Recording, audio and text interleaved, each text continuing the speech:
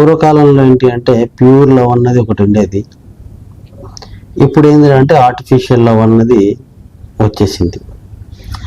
అది pure love అన్నా artificial love అన్నా లవ్ ఈజ్ లవ్. లవ్ అంతే. లవ్ అంటే లవ్ అంతే, ప్రేమ.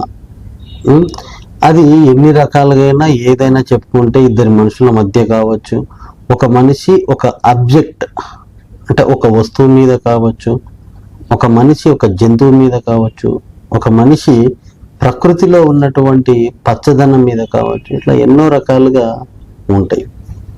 సో అంటే మనము ఒక వ్యక్తిని ఇష్టపడుతున్నాము అంటే తన గురించి పూర్తిగా తెలిసినప్పుడే ఇష్టపడాలి. ఇష్టపడిన తర్వాత ఫ్రెండ్షిప్ చేయాలి అంతే, దానికి మించి ఎక్కువ ఏం చేయకూడదు. ఫ్రెండ్ అంటేనే షేరింగ్ ఉంటుంది.